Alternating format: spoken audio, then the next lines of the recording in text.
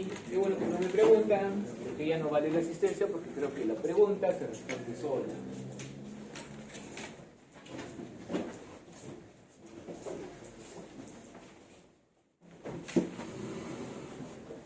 Y no es que no se valore la asistencia de su señorita. De hecho, creo que sus notas lo valoran más. La mayoría de personas que se quedan suelen tener mayor nota en los exámenes, por la dinámica de los exámenes. Pero tengan en cuenta de que según la normativa ni siquiera tenemos, o sea, se da por descontado que tienen que venir, ¿no? Al contrario, se castiga la inasistencia, no es que se premie la asistencia. Pero bueno, ya veremos una forma, como les decía a sus otros compañeros, la próxima semana acabamos todos los contenidos, que como van a ver acá también son relativamente pocos, podemos sacar los dos que faltan en una clase, y de ahí nos abocamos a hacer una actividad que supla a los 2 puntos de asistencia.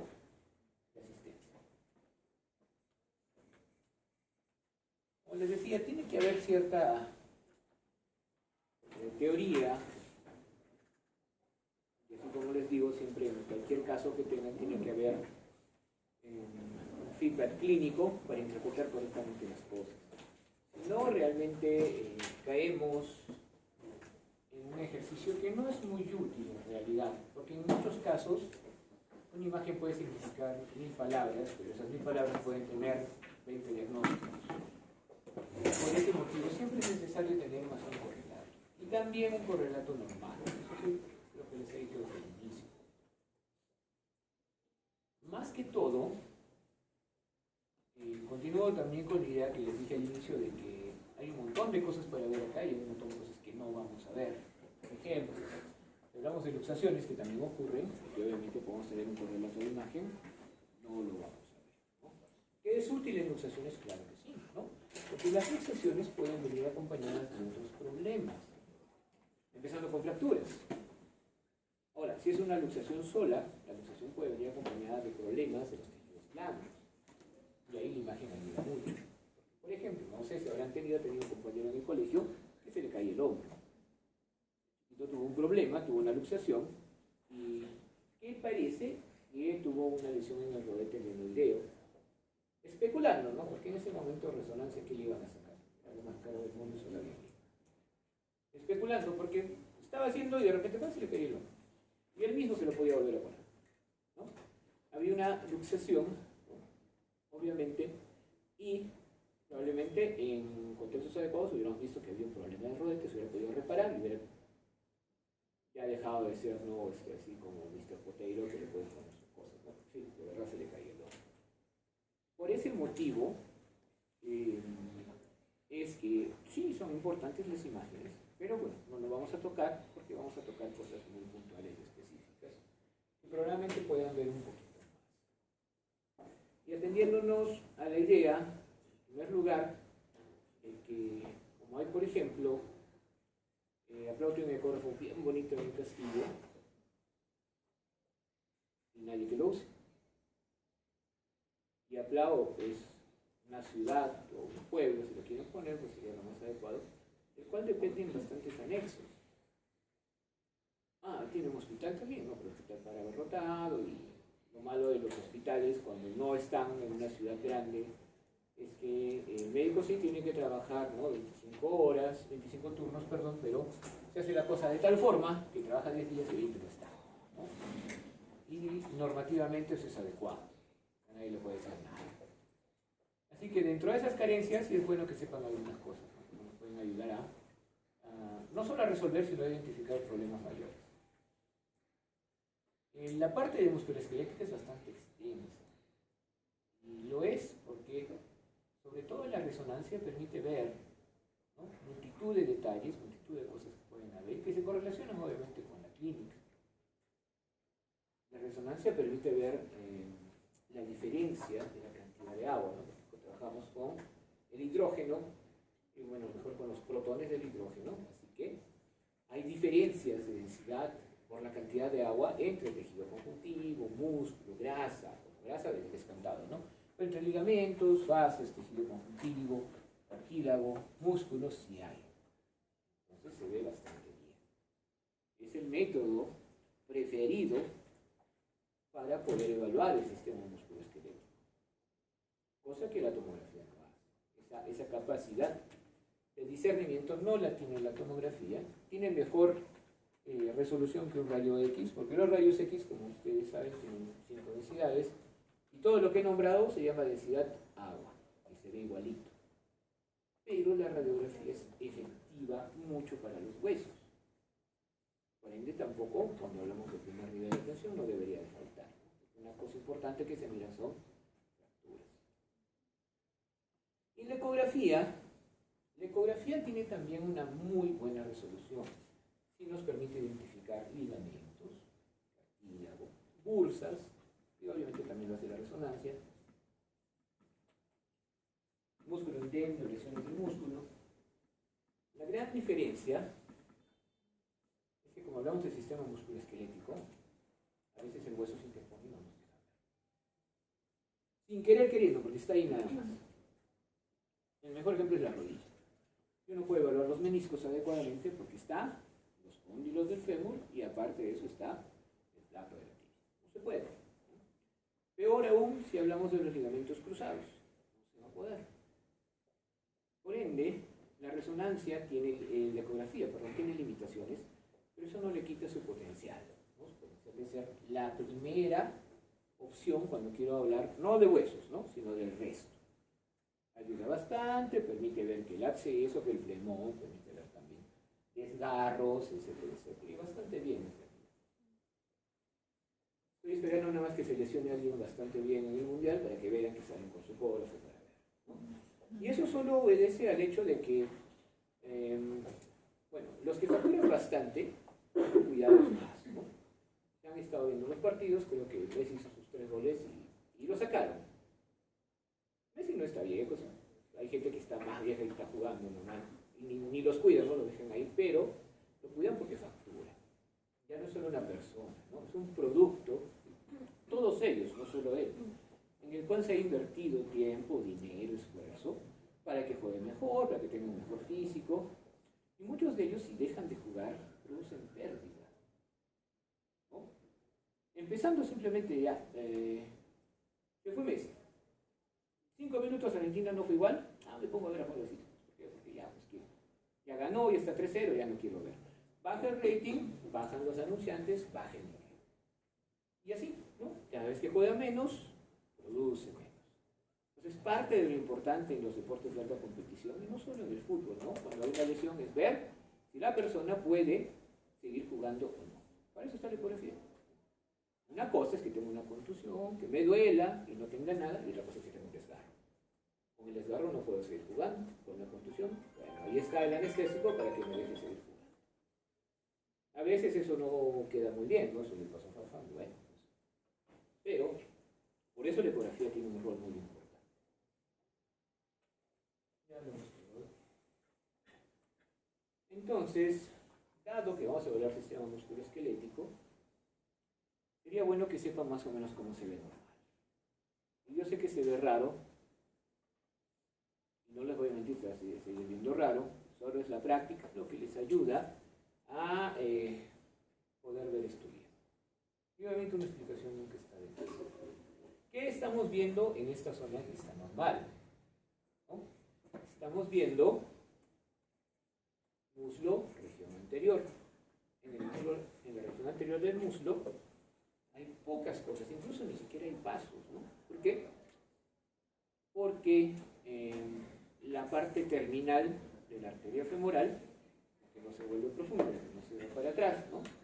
Que va a ser la fosa poplita para dar la peronea y la tibial, esa parte viene para la parte interna, ¿no? Para hacer anastomosis después, y la última parte desaparece por internales anteriores. No hay nada en esta zona, de nervios ni de vasos, solo hay músculo. Músculo y abajo, ¿qué? El fémur, ¿no? Entonces la representación del fémur es esta línea hiperecogénica que arroja una sombra, ¿no? Pero que en una ecografía de alta resolución, o sea, de ¿cuánto tiene? ¿No dice por ahí? 17 hercios, es bastante. Se va a ver así, ¿no? No tan... Además, los bordes deben estar por otro lado. Entonces, esto representa el hueso. Todo esto representa el músculo.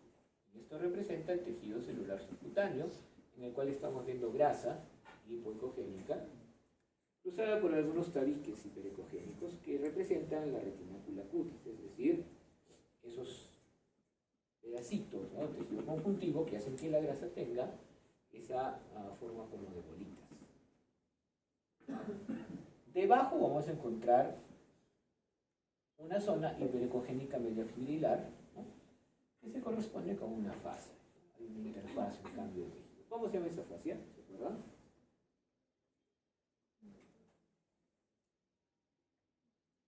Fascia lata, ¿no? Lata es la fascia profunda. Como les digo, estamos acá. Si lo viéramos por acá adentro, esa sería la fascia cribriforme, pero sigue siendo la misma fascia. Es importante ese concepto, ¿por qué? Porque esta fascia, cuando llega por aquí, emite un tabique, que es el hueso, y por acá emite otro tabique, que es el hueso. O sea, hace que dentro del muslo hayan compartimentos que son casi cerrados, solo permiten el paso de los elementos vasculares y nerviosos isquiales. Por ende, como están cerrados, ¿qué pasa? Si hay un desgarro importante y hay bastante sangrado, aumenta la presión ahí, ¿no? No sé si lo han visto ahora, pero ese es el origen fisiopatológico del llamado síndrome compartimental, ¿no? Que lo malo de esto es que puede producir isquemia distal. ¿Por qué? Porque hay vasos que van hasta abajo y se aumenta la presión, esos vasos que colapsan, ¿no? Muy bien. Entonces, esa es la fascia lata y acá tenemos el músculo. El músculo es un montón de células estriadas, alargadas, fusiformes con varios núcleos, ¿no?, para permitir una contracción síncrona, porque es bastante larga. La contracción solo va a venir cuando se transmite el potencial, ¿no? Pero el hecho de que haya varios núcleos permite que la contracción sea más, digamos, uniforme en toda la extensión de esta célula. Por ende, esta célula necesita cohesión para trabajar con una unidad. Por eso cuando ustedes abren un cadáver o abren su pollo, por ejemplo, abren la pechuga se divide en dos. No por el hueso, sino una parte, digamos, más externa y una interna, porque hay una fascia que lo recubre, ¿no? Cada músculo tiene una fascia. Y esa fascia, para adentro, también se continúa, ¿no? Porque esa fascia permite que haya paquetes musculares, paquetes de fibras musculares, y estos paquetes están rodeados igual por tejido conjuntivo, que en ese momento se denomina el perinecio. Y estos paquetes musculares, ¿no?, que son fibritas, están rodeados también, las células están rodeadas por otra parte que se denomina el endomisio. Todo eso es tejido conjuntivo, ¿no?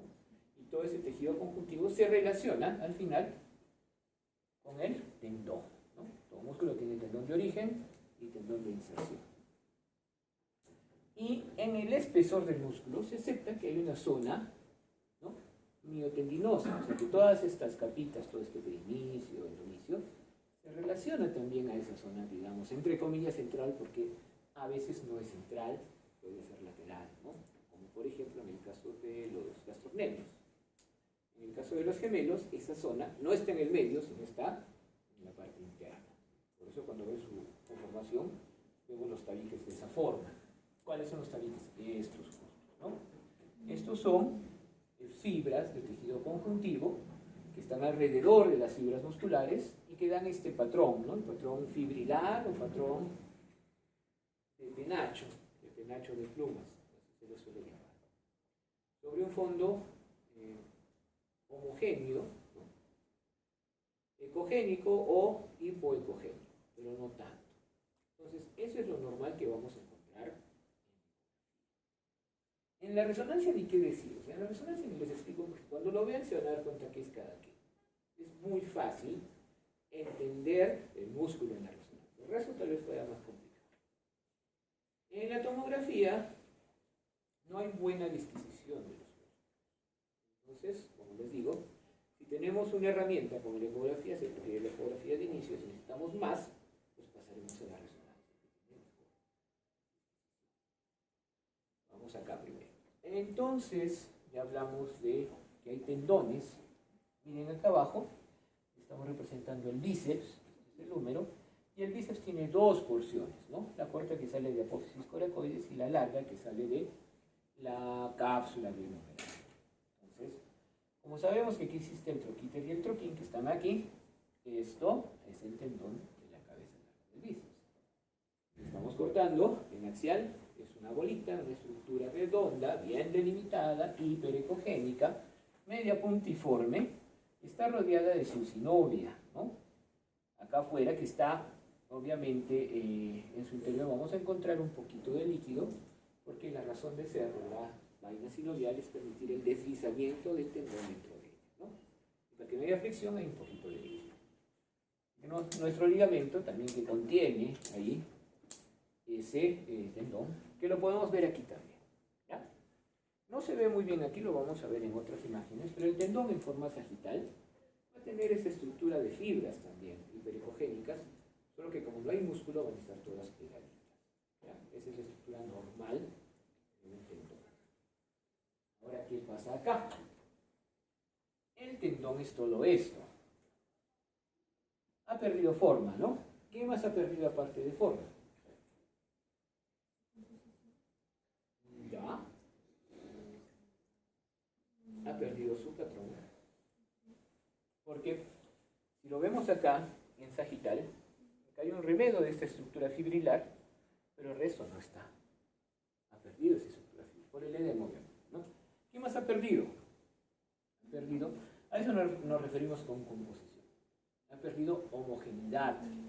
Porque bueno, acá se ve más o menos homogéneo, pero acá nos damos cuenta que está heterogéneo. ¿Y qué más ha perdido? Composición. Ecogenicidad, porque ahora ya no lo vemos hipericogénico, ¿no? Está heterogéneo, pero hay marcada hipercogenicidad por el edema. Entonces eso es una tendinopatía. Puede ser aguda, puede ser crónica, podría haber acá algunas manchitas hiperecogénicas, porque las tendinopatías crónicas pueden calcificación, ¿no? Leves o fuertes, pero es una tendinopatía. Aún así, con esa tendinopatía teníamos un poquito de líquido de la vaina sinovial y nuestro ligamento. Arriba, por si acaso, está el tendón del bíceps, del deltoides, perdón. Este es el tendón del deltoides. Y esto es importante por esto. Miren aquí, este es el patrón que vimos al inicio en los músculos, ¿okay? Patrón fibrilar de penacho, y acá no se ve así, por la orientación, ¿no? Como las fibras del deltoides van hacia acá, si mi transductor está así, voy a verlo, pero si mi transductor está así, no voy a ver esto, ¿no? Más un patrón como de estrellitas, pero es normal. Cuando les pregunte algo relacionado al músculo, yo, por lo menos, vamos a ver siempre el patrón sagital. Porque a mí me interesa que reconozcan ese patrón de penacho y me digan si está alterado o no. Este tendón no está tan alterado, tal vez un poco, pero compárenlo con el anterior. Sí está algo alterado, pero en muchos lugares conserva esto, ¿no? La estructura fibrilar. El problema está ahí un poco, pero está mucho más afuera. Todo esto es la vaina sinovial. Acá hay líquido. Entonces, eso ya no es tendinitis, ¿no es? Fenosinovitis. Están ahí los dos componentes inflamados, tanto la vaina como el tendón. Y creo que sería más frecuente encontrar esto que encontrar una tendinitis, sobre todo cuando hay sinovia involucrada. ¿Dónde más hay sinovia? ¿Dónde hay vaina sinovial también? ¿Todos los tendones tienen? No, ¿no? ¿Dónde más hay? Acá. Y acá, ¿no? Bueno, ¿y qué estamos viendo aquí? Una resonancia, por eso les decía, el músculo sí se entiende bastante bien en la resonancia, ¿no? Solo para completar la situación, porque sería bueno completarla, creo que entienden que este es el tendón. No está tan mal, está hipointenso, pero eso le suele pasar al tendón. El líquido está hiperintenso, porque hay edema, ¿no? ¿Y cuándo está el líquido intenso? En una secuencia T2. Ahora, se usa mucho para músculo la densidad de protones, ¿no? Lo que permite hacer una mejor disquisición. Pero se puede hacer potenciación en T1, en T2, densidad de protones, gradiente eco, saturación, ¿no? Para esos tipos de estilo y demás, para saturar la grasa y dejar de verla, etcétera, etcétera. Acá hay un T2, entonces por eso podemos ver algunos vasitos. Y si ustedes se dan cuenta, hay unas zonas, ¿no?, hipointensas, lineecitas que aparecen por todo el músculo, que se relacionan justamente a ese patrón hiperecogénico porque es tejido conjuntivo. Esto más bien es ausencia de señal. Esto es la cabeza del húmero. ¿Y qué estamos viendo aquí? La respuesta correcta es nada, ¿no? Pero esa nada, ¿con qué se relaciona? Con el hueso. ¿Por qué? Porque siempre, en cualquier resonancia, por la falta de agua que tiene, el hueso siempre va a tener ausencia de señal. Al igual que cualquier cosa que sea calcio. Si viene un tendón calcificado, vamos a ver igual ausencia de señal. En una densidad protónica, que es lo más común, generalmente vamos a encontrar la grasa hiperintensa, ¿no? En un potenciado de T2 que puede tener saturación grasa, también va a ser intensa porque va a bajar la saturación. El músculo siempre se hizo intenso. El tendón siempre se hizo intenso también, aunque a diferentes niveles. ¿Okay? Como ven, no dice nada hipointenso. Los tendones, el músculo, son isointensos, pero a diferentes niveles. Ya han visto cómo el tendón obviamente es más oscurito. Y la médula suele ser hiperintensa. Técnicamente, vamos a encontrar grasa y precursores hematopoyéticos en la médula casi por igual, ¿no? Hay zonas donde hay más, hay zonas donde hay menos. Entonces, una saturación grasa me permitiría ver nada más la médula roja, ¿no? Mientras que en cualquier otra secuencia más vamos a ver la médula guía. Por eso, generalmente, vamos a verlo aquí, nuestra cabecita del húmero, como tiene su médula, está hiperintensa, ¿no? Como la grasita que está acá. Y aquí, que está un poquito orientado diferente, estamos viendo el tendón, estamos viendo la médula y esto, que también es hiperintenso. ¿Y esto qué sería? Edema. El hueso, por tener tejidos blandos, por vicios de posición, por otra cosa, puede edematizar. Y no es nada raro. O sea, esa parte sí está vascularizada. No cómo saldrían los precursores hematopoyéticos, ¿no? Está vascularizada y es propensa también a tener. No solo por inflamación subyacente, sino por el vicio de movimiento. Porque si está doliéndome, no hago las cosas como suelo hacer, ¿no? Las hago diferente y eso también condiciona. Cargas diferentes se pueden tener. Entonces, la resonancia, a diferencia de cualquier otra, obviamente la radiografía no permite, ¿no? Muy bien. Entonces, eso con los tendones.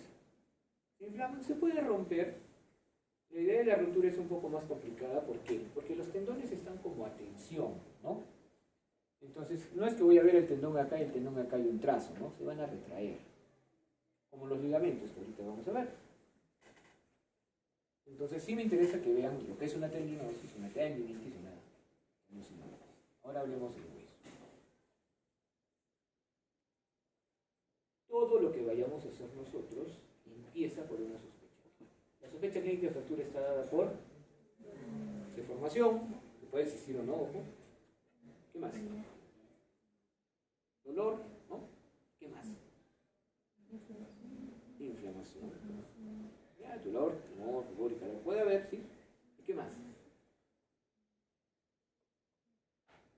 Impotencia funcional, ¿no? Es muy marcada. Porque cuando hay, por ejemplo, un esguince, ay, sí, no es posible, ¿no? Pero la impotencia funcional es bastante, ¿no? Obviamente también está marcada por el dolor. Sin embargo, sin necesidad de fracturas, los esguinces severos, los esguinces de tercer grado, que pueden involucrar también ruptura, ¿no?, de estructuras ligamentarias, por ejemplo, también pueden tener una impotencia funcional importante. Por eso es importante, valga la redundancia, sacar imágenes para poder ver bien, ¿no? Entonces, si la impotencia, si el edema es bastante y en mi placa no hay ninguna, lo más probable es que haya una lesión de los tejidos blandos. Importante por su edema. Así que nos vamos a la resonancia para simplificar. Ok. ¿Qué más? La idea de tratar una fractura es tratar de que el hueso quede como estaba antes. A excepción de la clavícula, ¿no? Que no nos interesa. Pero que los demás huesos queden como estaban antes, porque la transmisión de fuerza a través de los huesos y la inserción de los ligamentos y la inserción de los tendones musculares permite los movimientos coordinados. Cuando eso cambia, aparecen vicios, ¿no?, de movimiento, y lo que hemos visto, desgaste, fatiga, edema y al final pues complicaciones crónicas, tendinitis. Entonces la idea es que el hueso quede lo más probable posible a lo que estaba antes. Y eso si se forma de forma mecánica nada más, genial, ¿no? Pero a veces para eso es necesario recurrir a la cirugía. La idea es que el hueso trate de quedar como antes. Para eso también nos sirve los rayos X, porque en primer lugar, la primera idea de que la cosa ha ido bien o mal es justamente evaluar la deformidad, que nos dice cuánto problema ha tenido, y esto, ¿no? Que el hueso no se haya salido. Si la fractura es expuesta, obviamente eso va a ser mucho más complicado. Puede haber osteomielitis, puede haber infecciones, obviamente el trazo va a ser diferente, lo más probable es que tengas que hacer una reducción cruenta, etcétera, etcétera, ¿no? Entonces hay fracturas cerradas y fracturas expuestas. También hay fracturas completas y fracturas incompletas. En la fractura completa, el trazo de fractura, suponiendo que haya sido uno, va a dar dos segmentos separados entre sí. Aquí no es difícil ver qué parte es, qué parte del cuerpo es.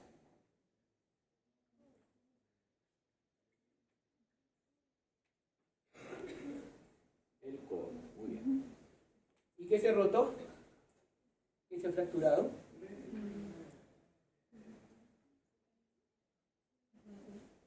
El cúbito. ¿Y qué parte del cúbito? ¿Cómo se llama esa cosita? Que se entra acá, a la fosa craneana. El uretra. Eso es lo que se fractura. ¿Qué es el chusco de la fractura de codo? Pero es una fractura de uretra, ¿no? Y es completa porque el trazo ha separado el segmento completamente. Pero hubiera podido ser acá, ¿no? Hubiera sido una fractura de cúbito, igual completa, porque se separa en dos. Hubiera podido ser acá, hubiera sido una fractura de húmero completa. Esa es la idea, ¿no? Sea lo que sea que se haya separado. En cambio, las fracturas hacen un trazo que no llega al otro lugar de la cortical. Y esas son fracturas incompletas, ¿no? Esta fractura incompleta, miren que es pequeña, un trazo pequeño y encima no ha deformado el hueso significativamente, mínimamente lo ha hecho, se denomina fisura, ¿no? Y ahí vamos viendo la necesidad de tener una plaquita, porque si yo tengo una fisura, aquí igual me puede dar impotencia funcional, ya está prácticamente el hueso alineado, ¿no? Y no hay necesidad de meterle un clavo, de ponerle alambre, de ponerle una placa, cemento, lo que sea. Simplemente ahí sí podemos, ni de reducir, ¿no? Porque ya está reducida. Cosa diferente, ¿no? Ahora, muchas veces, estas fracturas son fuertes, pero la falta de osificación, que sea patológica, porque esa falta de osificación viene por la edad, hace que se haya roto una parte de la cortical, la médula, hay un trazo muy feo, pero no se haya roto la otra parte, ¿eh? Es como cuando yo rompo una rama que recién saco del árbol, ¿no?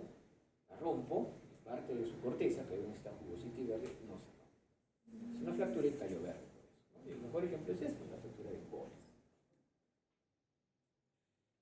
Pero también, por otro lado,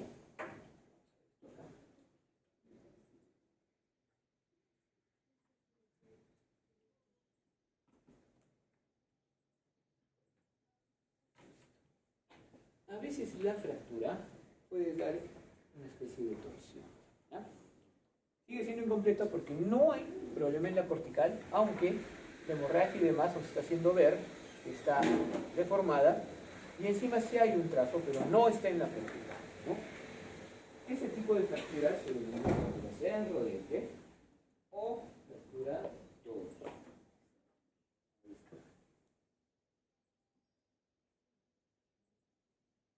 Aquí también se ve, porque si lo ven aquí, hay un abombamiento de la cortical. Y aquí también. Pero eso más probablemente lo van a poder ver. Otro tipo de fractura es la fractura que viene cuando el hueso ya tiene una condición previa, ¿no?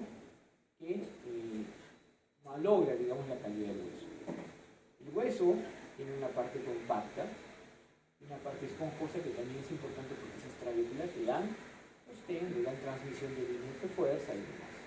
Cuando se alteran esas partes, sea puntual, como en este caso que es una metástasis, sea sistémico, como en el caso de una osteoporosis, porque si bien es cierto la fractura así de acá también se nota osteoporosis, estamos hablando de un hueso que está mal, y la fractura se denomina fractura patológica, o por fatiga. Y eso se explica porque movimientos o aplicaciones de fuerza que en un hueso normal no producirían nada, en este tipo de fracturas, en este tipo de huesos sí producen fracturas. En este caso es una fractura del húmero. Eso sí tienen que reconocer, ¿no? Del tercio, bueno, medio proximal del húmero, por una metástasis que ha hecho esto, ¿no? Ha perdido densidad del hueso porque está reemplazado por tejido tumoral. Y aquí es una fractura del cuerpo. ¿Cómo se suele llamar eso?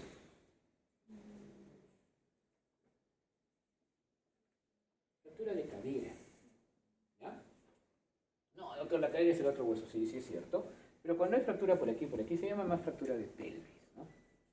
A eso se le suele conocer como fractura de cadera, porque es la articulación de la cadera. Y este es muy especial porque si se dan cuenta el cuello ha disminuido su longitud. Y eso es porque se ha roto el hueso a nivel del cuello, se ha fracturado, y el cuello se ha impactado contra la cabeza, ¿no? La fractura por impactación, muy común en las personas de la tercera edad que presentan osteoporosis y que a veces es que el abuelito o la abuelita están caminando y se caen. No, se cayó y se fracturó. En realidad primero se fracturó y después se cayó. ¿Por qué? Porque como les digo, en este caso de fracturas, las cosas que uno hace de forma normal pueden producir una fractura. Y no solo con osteoporosis, pues podemos hablar de mieloma múltiple, osteogénesis imperfecta y tantas otras cosas que influyen, ¿no?, en la calidad del hueso. Cuando un hueso está siendo el repositorio de un tendón, de la inserción de un tendón bastante voluminoso, como el tendón de, ¿qué tendón hay acá? El tendón de Aquiles o el tendón rotuliano, ¿ya?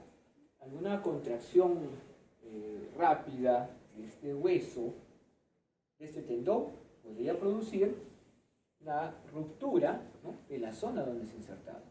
De modo que el tendón se retrae y se lleva consigo la partecita del hueso, ¿no? En este caso del calcáneo, y en este caso de la tibia, ¿no? La tubografía se la bajó. Y encima, por la retracción, ha hecho que la patela, que es un hueso sesamoideo, la rodilla que debe estar más acá, ahora está arriba, ¿no? ¿Y cómo se llama cuando un hueso no está en su lugar? Luxación. Y también hay una luxación de rodilla. Entonces esas son fracturas por avulsión.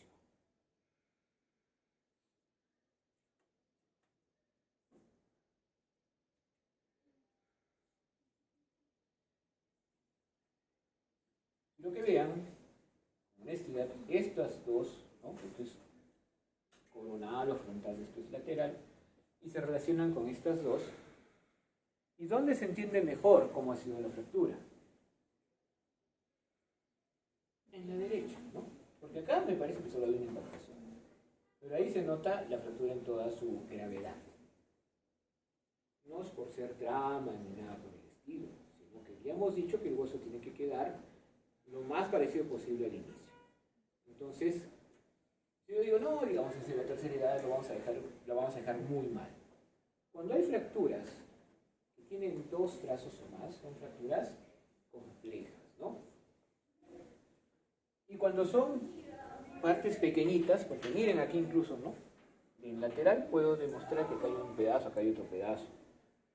Se denominan fracturas conminutas. Y ahí es muy importante la tomografía para entender, ¿no?, cuál ha sido el alcance real de la fractura, que el rayo X obviamente por la suma que se ve no se alcanza a entender bien, y sobre todo para proponer un tratamiento quirúrgico adecuado, ¿no? Puede que me digan, por ahí hay 4 pedazos, ¿no?, pero acá no.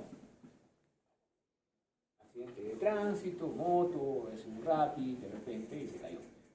Y obviamente para eso, obviamente tiene que estar neurocirugía ahí también, por lo de arriba, pero si quiero reparar, ¿no?, la apófisis cigomática del temporal, la apófisis temporal del cigomático, el mismo cigomático, la mandíbula, que es esta, ¿no?, el maxilar también tiene problemas, la rama mandibular tiene problemas. Para todo eso, pues sí, necesito una tomografía y una reconstrucción para planear una cirugía que les va a demorar a los de cabeza y cuello bastantes horas, porque ¿cómo se hace con eso? Compran su titanio, no en la ferretería, lo cortan, tienen que ir moldeando cada parte, ¿no? Eso demora bastante. Por eso las fracturas conminutas necesitan una tomografía siempre para poder evaluar gravedad y para poder plantear tratamiento. Cosa que en otro tipo de fracturas, pues con esto podemos hacer un tratamiento adecuado. Y ahí está una fractura por impactación, que miren, incluso acá no se nota tanto, pero cuando la tomamos por la tomografía, sí se nota. Cosa curiosa, a veces esas fracturas se quedan así, ¿no? Simplemente lo que se hace es dejar a la abuelita echadita y en unos meses se va a soldar.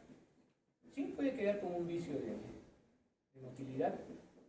Bueno, por el tiempo probablemente no le fastidie. Más complicado sería tratar de poner un clavo ahí a un hueso que no lo va a soportar, porque la calidad de ese hueso ya está bastante mal, ¿no?, para que haya pasado esta fractura por impactación. Es un tipo de fractura por fatiga, ¿no?, patológica. Ahora sí, volviendo otra vez al músculo. Ya vimos lo que era un músculo normal, y ahora estamos viendo lo que es un músculo con un desgarro. Acá hay dos músculos, estos músculos son bastante prominentes. Esto es en la parte de la pantorrilla, y esto es un gastrocnemio, o sea, uno de los gemelos. La idea es que su zona miotendinosa está acá, y por eso para arriba están sus patrones, ¿no?, fibrilares. Pero de todas maneras el patrón fibrilar ha sido interrumpido. Una zona hipoecogénica, mal delimitada, que básicamente es la zona de desgarro, con un poquito de... Y aquí lo mismo.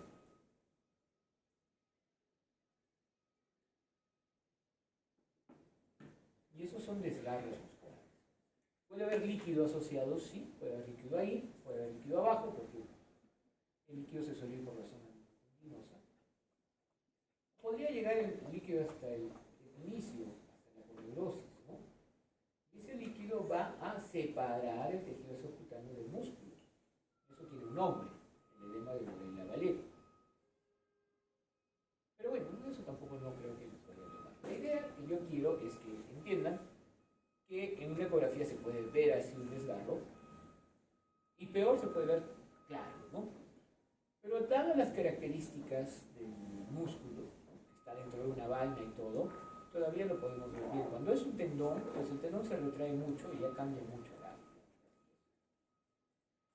El tendón siempre, como les decía, va a tener una zona miotendinosa de la cual se proyectan, ¿no? Se proyecta el epimicio, el perimicio. Y eso es importante porque incluso sin necesidad de desgarro puede haber esguince, entonces puede haber elongación del músculo. Y esa elongación puede provocar edema también. Y ese edema probablemente no lo veamos mucho en la ecografía, pero en la resonancia. Entonces, en esta densidad de protones, donde tenemos aquí fémur, tenemos aquí vasto anterior, vemos que en esta zona está colisionado el líquido, ¿no?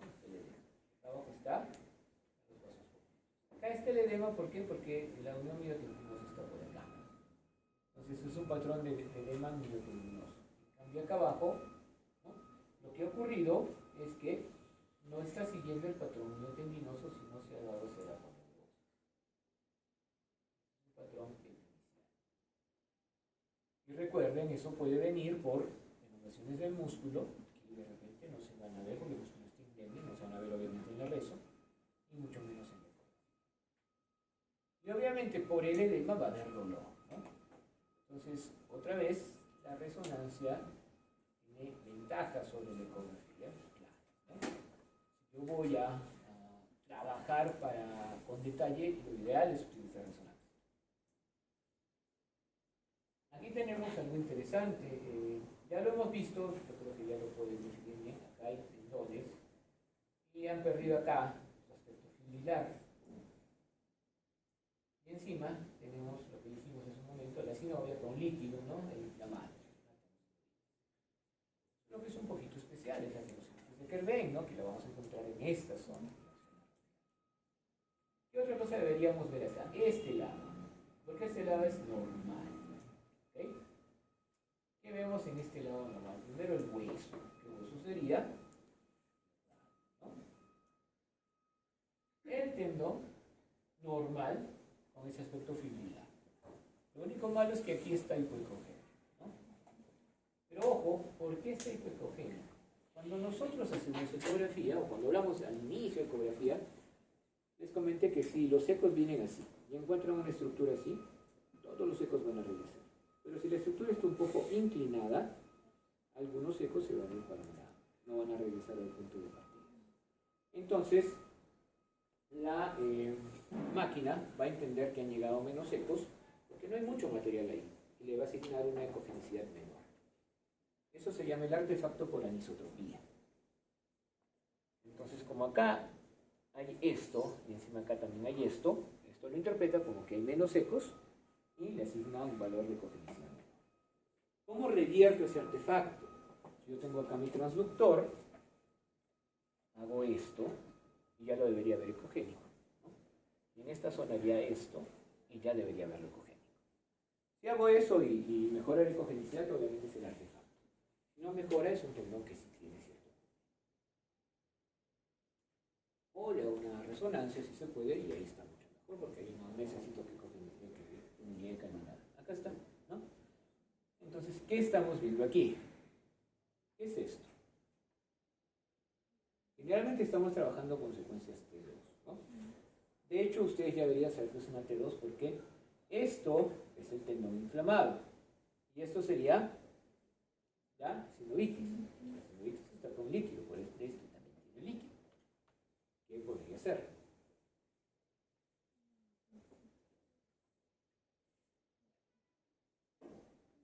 Vamos a plagiar. Vamos a poner la mano así. ¿Ya? Porque estaríamos así. Y este tendón es este. Que hay al ladito. La arteria radial. Esta es la arteria radial. ¿Ya? Esto que vemos acá es la médula ósea de qué? Del huesos del cardio.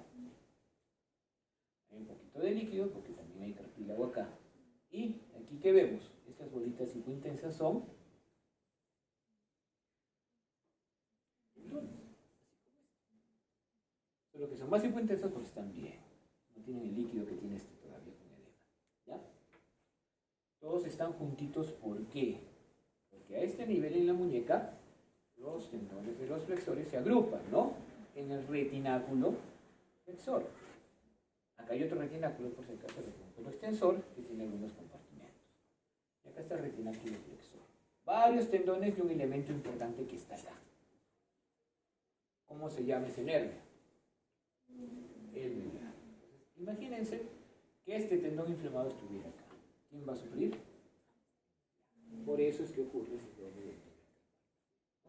En ese caso no hay, lo que hay sí es la tendonitis de Kerben, que está muy florida ahí porque tiene su sinovitis y el tendón está inflamado, ¿no? Y eso que hemos visto en axial, lo estamos viendo ahorita en la ecografía. Básicamente lo mismo, el tendón medio disgregado porque está inflamado y la cantidad de líquido, ¿no? En la vaina sinovial. Y compárenlo con el tendón normal.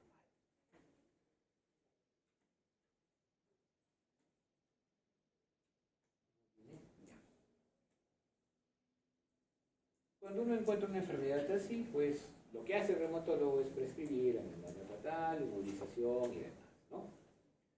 Bien. Tal vez si lo hiciéramos nosotros en primer nivel de atención, haríamos algo muy parecido, ¿no? Por ejemplo, si encontráis atenosinovitis, reposo, descanso, menos actividad, instrumento inflamatorio, que ayer dijeron que era muy bueno el enteroclasis, y lo es. Y es muy bueno también para el bolsillo porque vale con 4, cosas de esta tableta, ¿no? Tradicionalmente para estas cosas se utilizaba, bueno, para todo lo que era hueso se solía utilizar indomitacina, ¿no?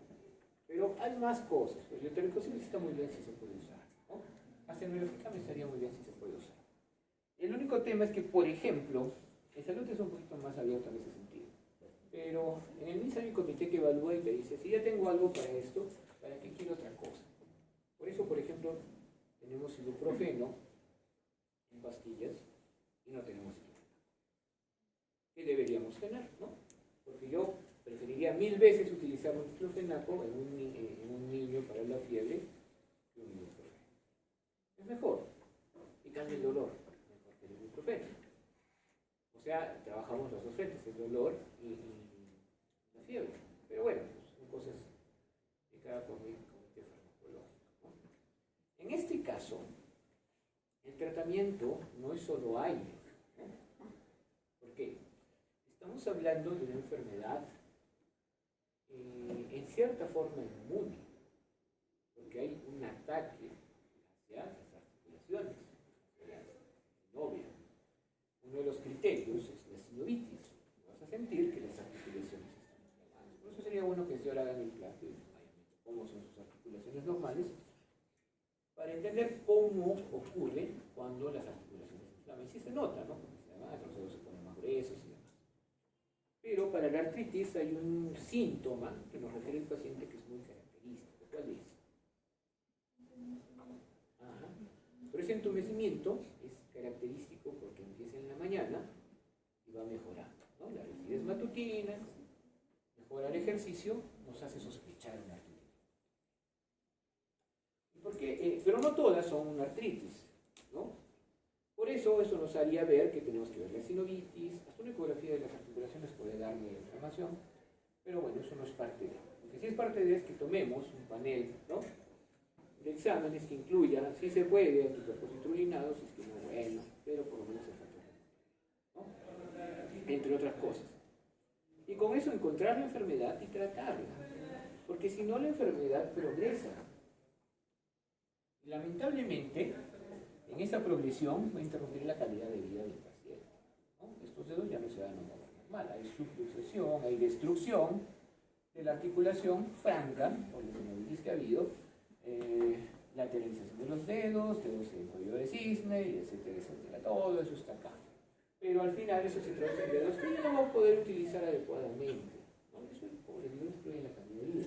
Por eso, dentro de todo, porque esto no es un signo patopneumónico, o sea, no es que esto es artritis, pero orienta también mucho en el diagnóstico el hecho de encontrar al inicio osteopenia, ¿no?, alrededor de las articulaciones. Pero no suele aparecer al inicio, ¿no? La rigidez creo que le gana a esto, pero es algo que aparece antes de que haya los problemas que estamos viendo ahí.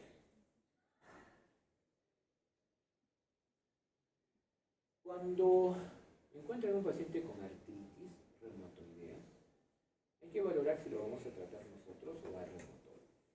¿Por qué? Como les digo, no es darle cetorizib o cualquier otra cosa. Necesitamos fármacos que produzcan cierta inmunosupresión, ¿no? Tradicionalmente usaban sales de oro, ahora se usa mucho el metotrexate y hay otros más. Estos van a producir algunos problemas en el paciente. Entonces, si se nos va un poquito de las manos, porque me imagino que el MINSA sí promueve que se haya una atención en el primer nivel, pero si se va un poquito de las manos es necesario mandarlo al reumatólogo, ¿no? Y estos fármacos son necesarios, son los únicos que van a detener el avance de esa enfermedad. La rodilla la podemos evaluar muy bien en ecografía hasta cierto punto. Pero ese cierto punto es el que más interesa. Por ende, por ahora, vamos a olvidarnos la rodilla, de la ecografía, perdón, y vamos a ir a la rodilla per se en una resonancia.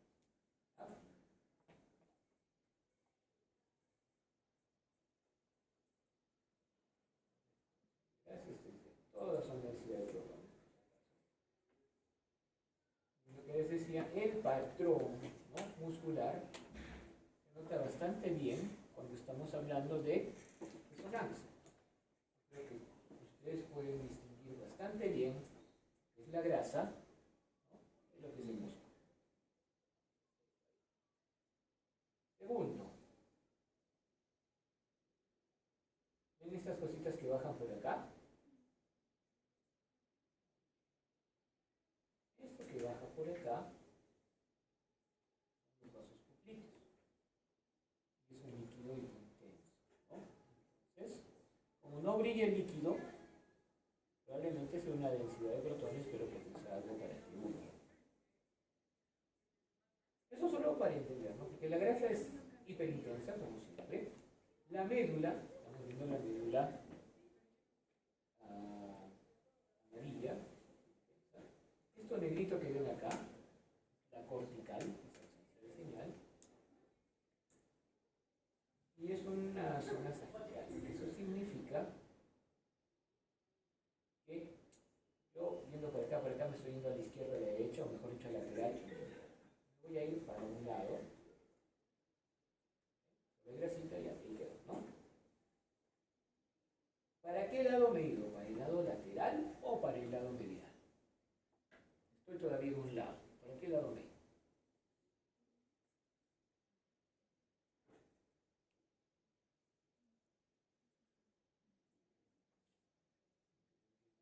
Miren. ¿Cómo se llama este hueso? Este es coronal, ¿no? ¿Cómo se llama? Este. ¿Y este? El peroné está para afuera o para adentro. Viendo acá, y se fue. ¿Qué hueso apareció acá? Peroné. Entonces estamos en la parte lateral. ¿Ya? Yo quiero que reconozcan que estamos en la parte lateral, el peroné, y que hay una cosita que está viniendo del cóndilo, ¿ves? Hacia acá, ¿ves? Y llega hasta el peroné. Eso se llama ligamento colateral lateral. ¿Ya?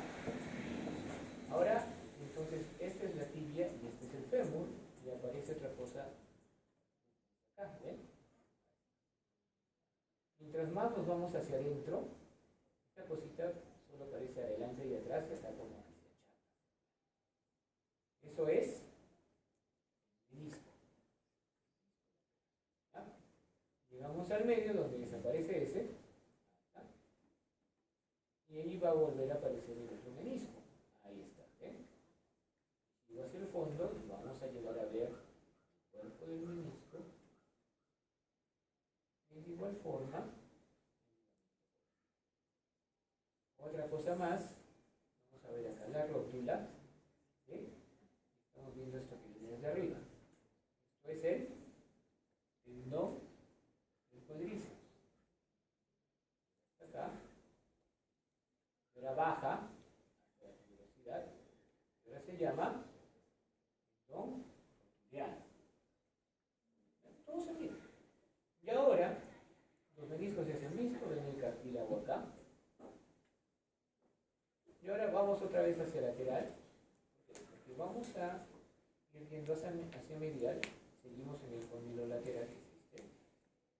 Y cuando yo llegue a la parte interna del cóndilo lateral, ahí va a aparecer esta zona. ¿Ven? Está yendo hacia adelante, hacia la espina. Y encima, al insertarse cerca de la espina, tiene esta conformación de abanico cerrado, ¿no? Y ese es un ligamento cruzado anterior.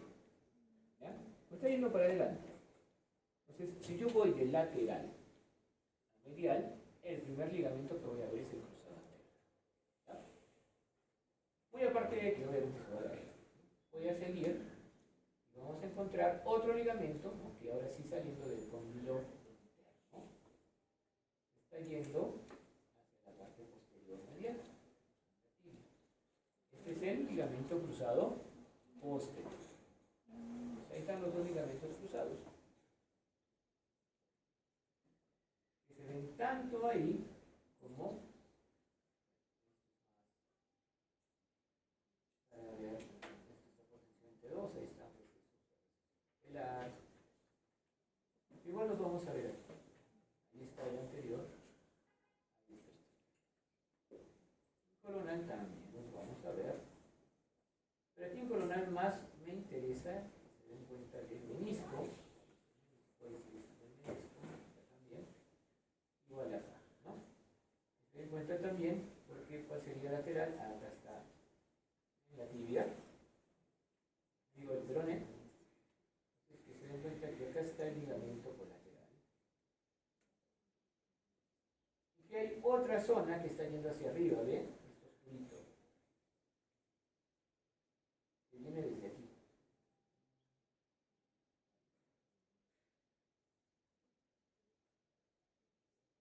Eso es parte de la fase lata y la parte que está aquí, y aquí, ¿no? Está yendo más arriba todavía, es la cintillito tibial. Y esto de aquí es el ligamento colateral. Y ahí están los dos ligamentos cruzados, ¿no? Si va adelante sería el cruzado anterior. Va hacia atrás, que está acá, sería el cruzado posterior. Más me interesa esta, ¿ok? Muy bien, entonces ya hemos visto lo normal, sobre todo meniscos, ligamentos cruzados, cartílago, cintillas, laterales, de la grasa de Hoffman, ¿no? Que es la parte que está debajo de esto. Y ahora nos va a tocar ver, o que me digan ustedes,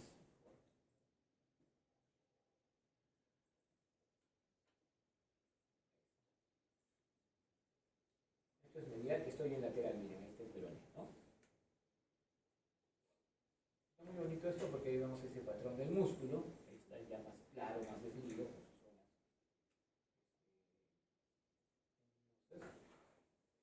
Entonces, yo estoy en lateral y voy a ir hacia medial. ¿Cuál es el primer ligamento cruzado que va a aparecer? El anterior. Menisco. No veo el ya aparece el posterior y no ha habido anterior. Volvemos y resulta que aquí está parte del anterior. Entonces, ahí hay una ruptura del ligamento cruzado anterior, ¿no? No solo porque estoy viendo los restos, que para mí sí son claros, ¿no? Porque no está indemne, no está lo que hemos visto en la parte normal. Entonces, chicos, yo creo que si pueden reconocer bien, se ve la ruptura del ligamento, tanto cruzado anterior como cruzado posterior. Tal vez de esta forma. Pero me interesa más que reconozcan la rodilla de forma normal. Y a la rodilla le pueden pasar un montón de cosas, ¿no? Pero por ahora, eso es lo que tenemos que ver. Pero veo que dos cosas rápidas. Lo único que nos falta es esto. Osteomielitis. Inflamación, infección en el hueso, que puede venir por la sangre, puede venir por otro lado, puede venir por contaminación contigua. Cuando es por contaminación contigua, a veces encontramos una zona, este es un fremón, no ha llegado a convertirse en un absceso ni en celulitis todavía. Y vemos, miren la diferencia de la cortical acá con la diferencia de la cortical acá, ¿no? Incluso tiene estas cositas que son como reverberaciones, pero que a veces aparecen porque hay partículas de gas ahí. Y eso tiene una correlación acá. Y es que ha habido erosión de la cortical. En un átomo se ve mejor todavía, ¿no? Y ya eso indica que está habiendo erosión del hueso y esto. Pero si llega al hueso, va a producir una infección en el hueso y puede llegar a producir esto, ¿no? Un absceso de Brody, que es un absceso que está encapsulado con una zona de esclerosis, por eso estoy perdido. ¿Cuál es el problema? Obviamente puede haber fiebre, hipotensión funcional y demás cosas, tendería a pensar que el absceso está encapsulado, todo está bien, y la verdad es que no, porque la resonancia nos está demostrando que muy aparte del absceso hay una zona de edema bastante importante. Por eso es que no hay solo dolor, sino también hay impotencia funcional, vicios de posición y demás, ¿no?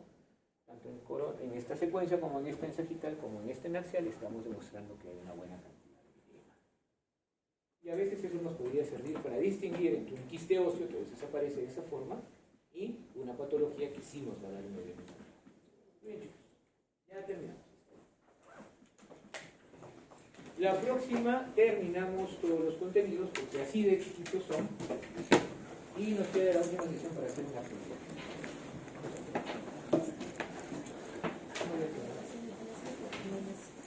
Muy bien. Nos vemos en la siguiente clase, chicos. Hasta luego.